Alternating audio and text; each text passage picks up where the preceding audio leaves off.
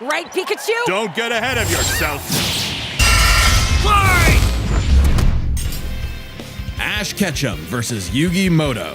The biggest question from the playground. Pokemon or Yu-Gi-Oh? He's Wiz and I'm Boomstick. And it's our job to analyze their weapons, armor, and skills to find out who would win a death battle. This is a big episode. Just look at how long it is. So thanks to our sponsor, Mad Mushroom, for helping us make it happen. Yeah, go check out Mad Mushroom's newest game, Night Swarm. It just launched and it's all about action. Collect companions and claim your throne as Vampire Lord in this survivor-like and roguelike RPG.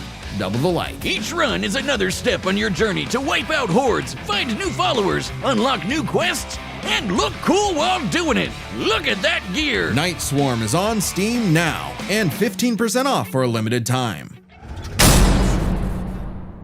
Hello there. Welcome to the world of Pokemon. All the kids get their first one at age 10.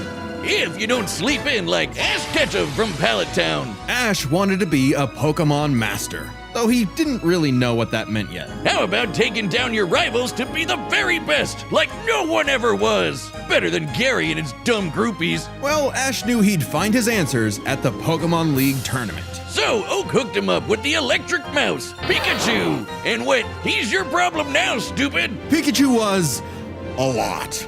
The new duo had a rocky start, but after an intense first day together, the rest, as they say, is history. 25 seasons, over 1,200 episodes, and the cornerstone of 2000s culture. Ash spent decades as a 10-year-old on the great Pokemaniac journey. We should note we are prioritizing the anime that Ash is from, which often differs from the original games that inspired it. Ash is equipped with tons of Pokeballs and an all-knowing Pokedex. That's also a Pokemon. But in a fight, Ash usually chooses Pikachu. Give the yellow red enough voltage and you'll regret it. Even ground types that would be immune to electric attacks in the games can't stop what this Pikachu dishes out. Yet somehow Ash is just fine after repeatedly getting zapped by this same electricity. Over time, Pikachu learned Volt Tackle, Electro Web, Electro Ball, and Pikachu, use Thunderbolt! The perfect attack for OHKOing flamboyant thieves and air balloons. Looks like they're blasting off again. So clearly the anime doesn't follow the game rules. Like when Pikachu shot himself with his own thunder while on Swellow, who, you know, is vulnerable to lightning. But somehow they used thunder as a super armor. He even learned how to deflect attacks by just spinning really fast. Whee! Speaking of fast, Pikachu has intercepted lightning, but Quick Attack increases that speed even more. And his Iron Tail really pairs well with Ash's offensive style. The guy plays crazy, opting for big damage over stalling. Ash's style is so unusual that when a robot scanned his tactics, it exploded. As the great philosophers put it, if it works, is it still stupid? Ash and Pikachu's bond is magnetic and brought them new allies. Misty, Brock, Serena, just to name a few. Underneath the stubbornness and crispy bikes, they are loyal friends. Just like Ash's Pokemon. They're not just collecting dust in a shiny hunting box. Ash's League ID won't let him carry more than 6 at a time, but if he needs them, they'll all come running. Water types like Squirtle and Lapras are key in seafaring fights, and Ash can combine their water attacks with Glalie Ice Beam. One time, his Weasel got frozen while using Aqua Jet, which is fine. Now he's using Ice Aqua Battering Ram. Grass types like Bulbasaur and Torterra induce status effects and heal with Synthesis. But Sceptile's a menace. Yeah, so you got a big, scary Darkrai. Eat this Leaf Blade, Smeargle victim! Or that's what I would say if Tobias did an action replay of frickin' Latios. Give my man a win, 4Kids. Well, 4Kids just did the localization. They didn't write the show. They just get me heated. Almost as much as Infernape's Flare Blitz. Then I'll set my Inferno to overdrive, get my revenge, and Incineroar. Ash had a fiery passion for reaching the top ASAP, but Charizard wasn't on board. Pursuing pride over packs, Ash lost the Viridian Force for the trees and fumbled the Indigo League. Harsh lesson, but one he needed. Ash started bonding with Pokemon at a deeper level, and that friendship motivated them to dodge light speed moves like Solar Beam and Psybeam. Charizard came around too. He's the last one you want to see on the field. Even if you have a Blastoise like Gary, Ash will call for the most unexpected signature move. Seismic Toss! The people's elbow of Pokemon. Charizard's so strong, his flamethrower melts boulders. The Pokemon world is wild. Ash's Pokedex spells it out. Vanillix causes blizzards, Magikarp leaps over mountains and into space, Dusknoir pulls souls into the spirit world. Oh, and Pikachu cleared a storm as wide as an island. Gotta catch 'em all. Surfetch, Butterfree, Heracross, Scraggy, Lycanroc, Palpitoad, Torkoal, Snivy. With new regions, soar new flying types like Pidgeot. On land, Ash has physical offense like Melmetal and Crocodile, and Gibble will drop Draco Meteors on anyone, but mainly Piplup. You want physical? Look at Ash. This twerp somehow carried around a Cosmoem, which canonically weighs over a ton. Oh, and this huge log that's basically a whole tree? He chucked it like it was nothing. Ash can choose his own hands if he wants, and he does a lot. Maybe his secret is watching the Minnesota Vikings. Resilience is the bare minimum to HMO1 cut it in the tall grass. Humans and Pokemon must protect and enrich each other's lives. Like Mimey, the Mr. Mime back home who mind boggles you with Reflect, Light Screen, and Psychic. Yep, that Mr. Mime, the stepdad who Ash caught in a Pokeball and brought home. Oh, so that's how it works. Ash figured out new ways to bond with his pals with Aura.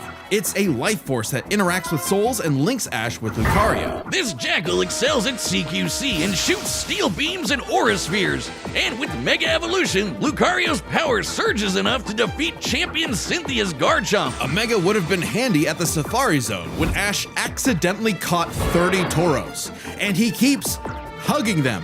Ash, they're bulls. Ash genuinely loves his little guys, but boy does it suck to see him lose the Pokemon League over and over again. Kid, just turn the hat backwards and lock in. Ash's strength is not in battle theory, but his nurtured bonds. He knows Pokemon feelings better than anyone. With Greninja, Ash learned to synchronize their senses and movements, transforming him into Ash Greninja. It comes with a huge power increase, but there's a catch. Ash shares Greninja's pain. A small price to pay for the ultimate water shuriken. Ash Greninja ran the ones with Champion Diantha's Mega Gardevoir. And just a normal Gardevoir can conjure black holes. Ash's Pokemon and teamwork get along like rice balls and jelly-filled donuts. They saved the world from Lysander, who tried to kill all life. They fought the giants, the Reggie kind, not the New York ones, who halted Reggie Gigas, who can tow entire regions. Ash's team battled Steven Stone and Alon, who fought the terraforming primal forms of Groudon and Kyogre. Don't get me started on Alon.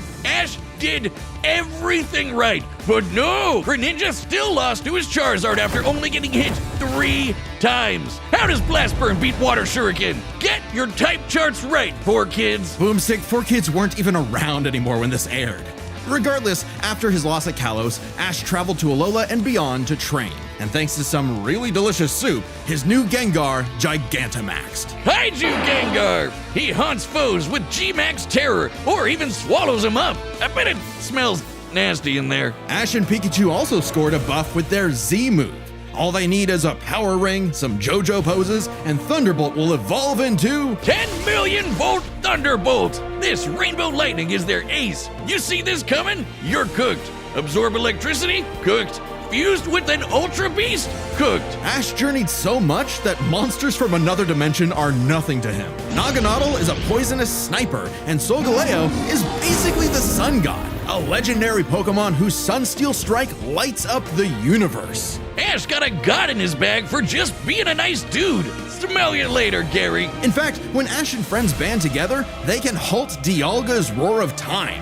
And Dialga literally controls the concept of time. Is there a legendary Pokemon he hasn't befriended? But it all started with Pikachu, so it was gonna end with Pikachu. In the Tournament of Champions, and Alon, Ash faced the #1 trainer. Finally, after 3,000 years, we're free! 4Kids, let my boy win! Yes! Sure. Ash did his best, and he had no regrets. Now free to hand over his torch to new bright-eyed trainers. Ash realized that, to him, a Pokemon Master was someone who was friends with every Pokemon. So he and Pikachu threw a stick in the air and walked away it landed, because in the world of Pokemon, the journey continues.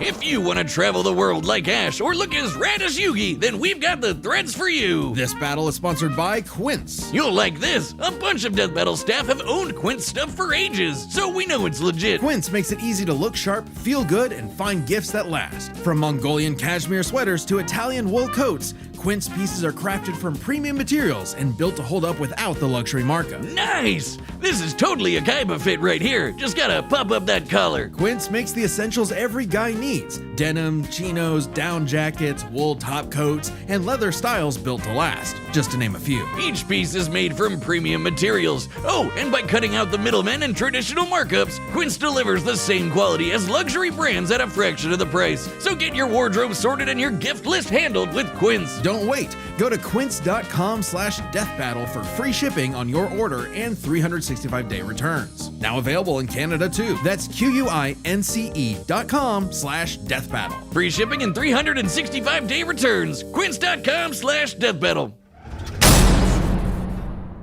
Many a theorist have tried to solve the mystery of ancient Egypt. What was the secret to such a glorious civilization? Time travel? The divine hand?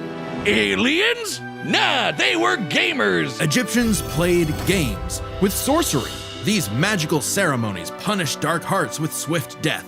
The Shadow Game. No, Wiz, they were banished to the Shadow Realm. Wink. Sadly, the way of the Shadow Games was lost across time and the pieces of the Millennium Puzzle. It's said the one who solves the puzzle would pass judgment on evil. And in the modern day, Yugi Muto reassembled it and wished for a friend. Yu-Gi-Oh! Turn that jam up! Yugi was a shy kid that helped run his grandpop's game shop. But little did he know that completing the puzzle would link his spirit to an ancient pharaoh. Yami, always willing to lend Yugi a hand and always on demon time while doing so. He's anime Jigsaw. Yami wants to play a shadow game. Whether it's griddle air hockey, Mario Party with chloroform, or the game that would take his world and ours by storm, Duel Monsters. It's a summoner's war. Time to send monsters to the graveyard and take your foe down to 0 life points. When Yugi's grandpa was kidnapped by the deranged CEO Seto Kaiba, Yugi knew it was time to knock him down the only way he knows how: playing a children's card game. And for his L, Kaiba was given a penalty game. Lose or cheat against Yami at your own peril. With the puzzle, Yami can punish you in some seriously messed up ways. Illusions of being set on fire, swapping your soul, or the infamous Mind Crush. The Millennium Puzzle does far more than force hallucinations. It brings monsters to reality, forms barriers, manipulates probability, and seals away spirits. You can't buy this. It and 6 other Millennium items are juiced up by ghosts. Despite Yami's retribution, Yugi wasn't aware of this darker half. Yami had amnesia, so he didn't know himself either. But after a run-in with enemy Millennium Ring user Dark Bakura and some seriously hardcore LARPing, Yugi and Yami learned each other's shtick and made the dynamic duo.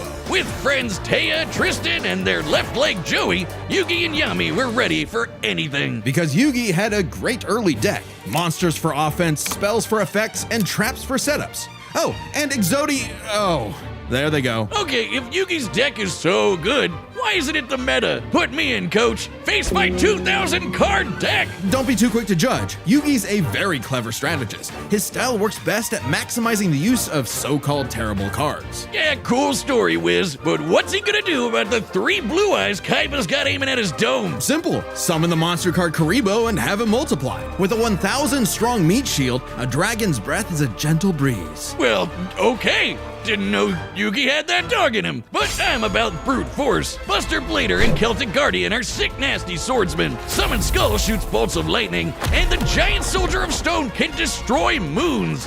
Time Wizard's better. It's a living clock that fast forwards or rewinds a local area of time, turning monsters to infants or wizards into wise sages. Speaking of wizardry, you can't have a Yugi deck without his right hand, Dark Magician, and his apprentice, Dark Magician Girl. Both are masters of dark magic, and Yugi often pairs them with the damage redirecting magic cylinder. Now that's thinking with portals. There's support monsters too. Catapult Turtle is a bot with a cannon that literally launches other monsters. And when Yugi comboed it with Gaia and Swords of Revealing Light, which immobilizes monsters, they brought down an entire fortress. Wait, that's not how the card game works. Is he cheating? Well, we're prioritizing the manga and anime over anything else, which can differ from the real-world card game. Yugi also has tons of spell cards. Monster Reborn resurrects a fallen friend. Turn Jump is a time skip. And Pot of Greed lets Yugi draw 2 more cards, like Pot of Greed, which lets him draw 2 more cards, like... If things get dicey, he has more trap cards to level the field, like Dimension Sphinx, which reflects damage directly back at the opponent's life points. And if his monsters and life points get wiped, he can just press Ctrl-Z with Mirage Ruler to get them all back. Pair these cards with Yugi and Yami's teamwork, and nothing could stand in their way.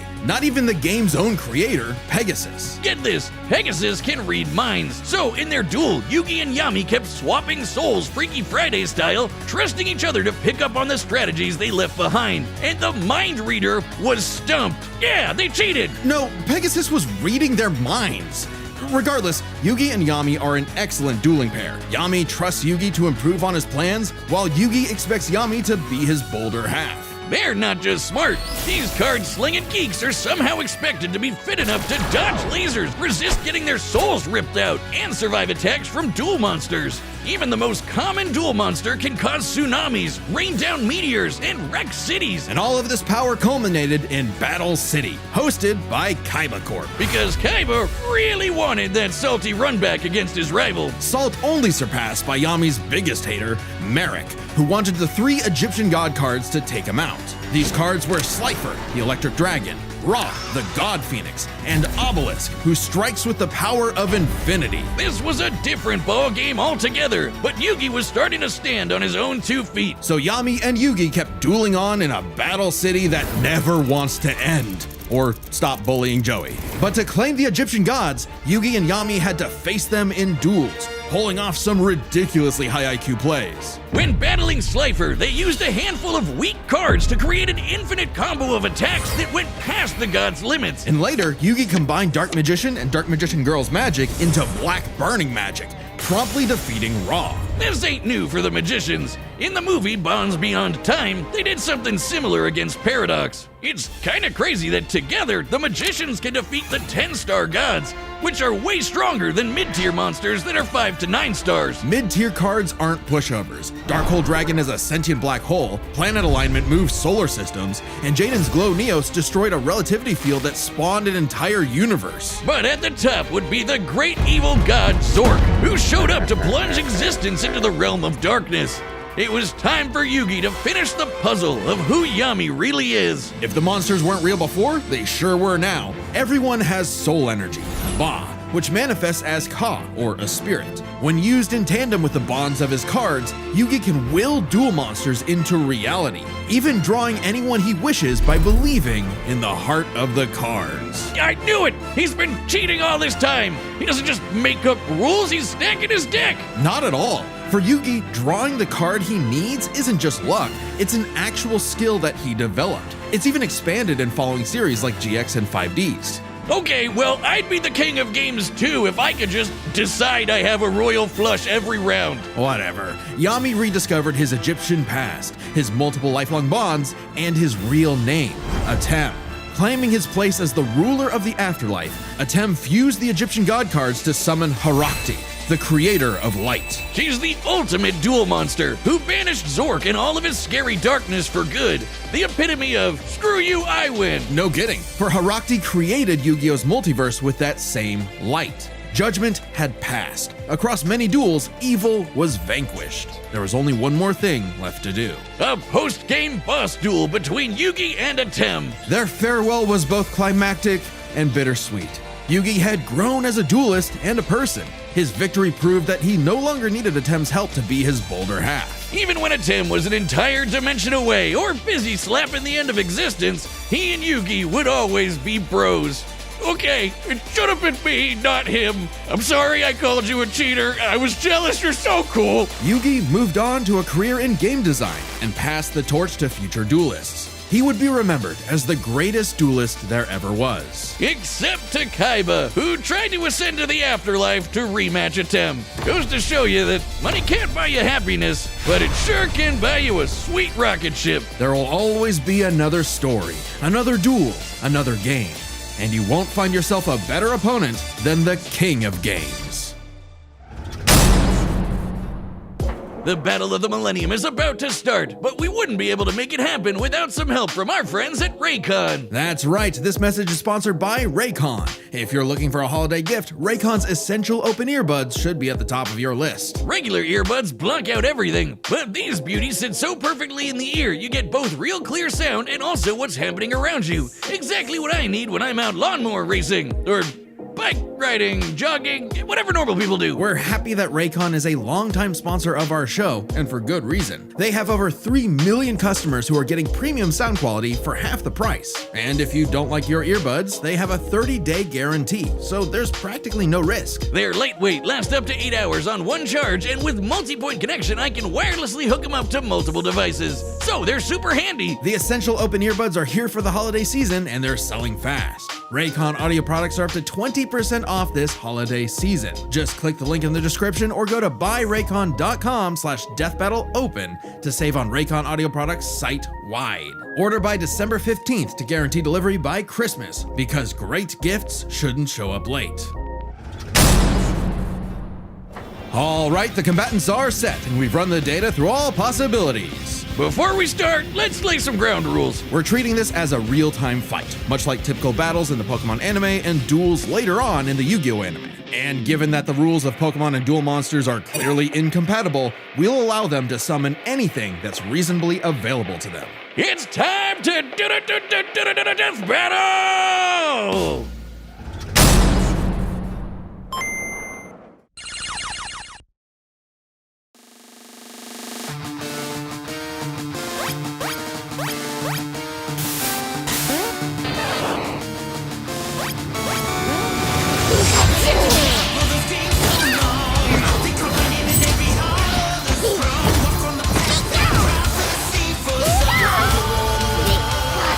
Okay, Pikachu? This 4-on-4 is tricky. Hang in there! You have Spirit, but I have Lightning Blade and Excalibur to boost my attack, and I set one card face down to end my turn.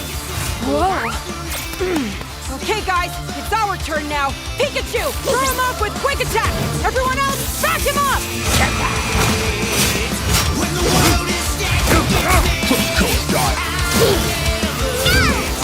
Great job!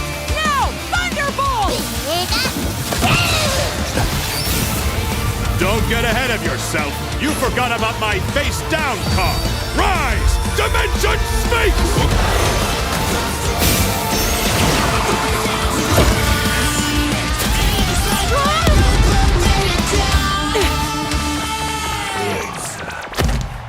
Oh, I get it. Good thing we brought them all, right, Pikachu? What do you mean, them all?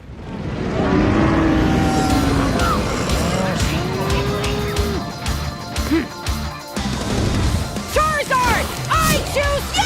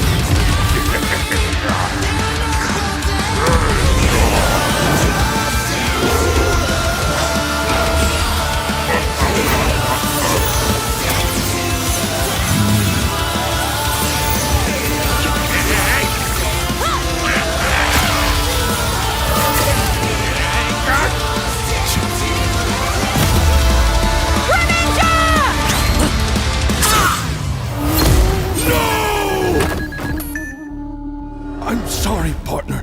Don't worry. It's my turn now!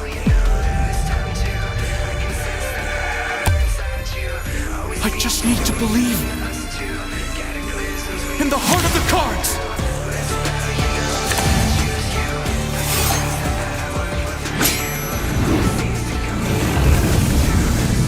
Who's that Pokemon? Haruxi! Goddess of Light! This is it! Magicians! Flash burning magic! Haruxi! Joser!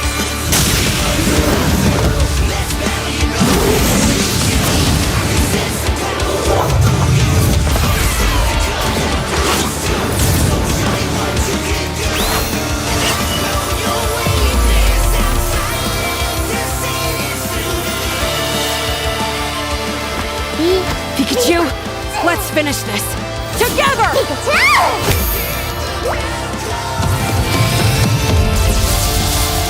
million volt thunderbolt!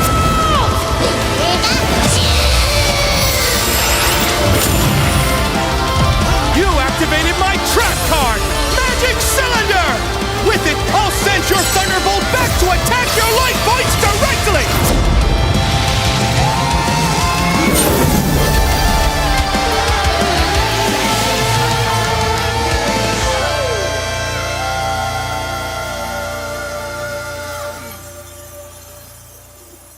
That was an awesome duel, Ash.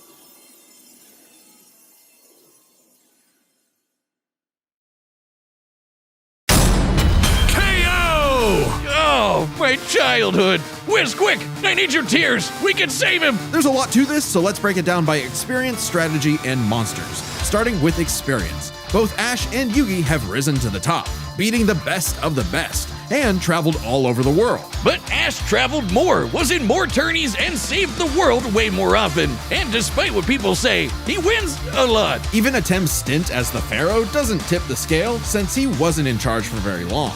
Plus, Pokemon evolve over time, literally and figuratively. While Yugi's deck is obviously adjustable, the cards are unchanging, unable to grow like Ash's Pokemon.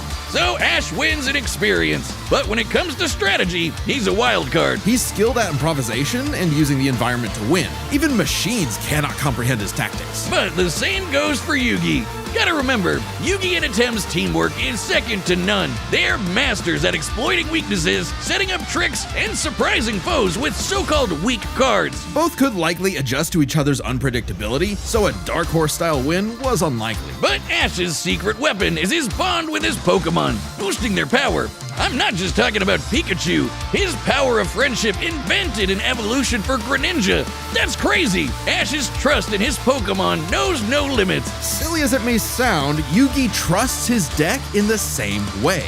The heart of the cards is real, and Yugi is determined to support his monsters with spells, traps, and buffs. Look at his duels with Merrick and Paradox, where he bolstered his weaker cards to take down gods. With Ba and Ka, his bonds with his cards manifest them into reality, not so dissimilar from Ash Greninja. Yeah, Ash has aura, but he never mastered it. And specialties like Mega Evolution and Gigantamax, while awesome, only work with specific Pokemon. And since Ash focuses on offense far more than support, Yugi could control the pace of the fight with cards like Swords of Revealing Light and Magic Cylinder. But I know some of you are asking, what if Ash threw hands? The kid's strong enough to chuck trees and lift baby gods.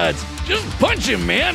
Well, Yugi's similarly tough, and the Millennium Puzzle can make shields, steal ghosts, cast illusions, and mess with minds. If Ash actually tried to punch him, it'd be Mewtwo all over again. It's a close call, but Yugi takes the edge in strategy. So it all comes down to the monsters. Yugi had a slightly larger pool of monsters, but Ash's can clear out island-wide storms, fight terraforming beasts, and are stronger than the black hole summoning Gardevoir. However, Yugi's can rain down meteors, compete with larger black holes, and even the mid-tiers scale to Glow Neos, destroying that relativity field with a universe. And Haruxi created Yu-Gi-Oh's whole multiverse, surpassing even Solgaleo's Sunsteel Strike and Dialga's Roar of Time. And Yugi had more than just monsters on the field. Ash's strength was also his weakness. His power was evenly spread, reliant only on his remaining Pokemon. If Mr. Mime faints, no more Psychic Barriers. If he lost Lucario, no more Mega Evolution, and so on. The longer the battle went, the less Pokemon Ash had, and he did not have a reliable way to bring them back. He doesn't carry revives on him, and even then, reviving Pokemon in the anime is entirely different from the games. Meanwhile, Yugi had cards like Mirage Ruler and Monster Reborn that could instantly recall powers he's lost. And he can, bend fate to draw whatever card he wants. And we didn't even cover them all. Really, Yugi's deck has no pathetic cards. Exactly. Yugi's versatility and power swept Ash's options, giving his monsters the lead. He just needed the right moment to knock Ash stone cold. That was a good attempt at a pun, Wiz. You might not think it's Pharaoh, but Ash got Yugi owned. The winner is Yugi Muto.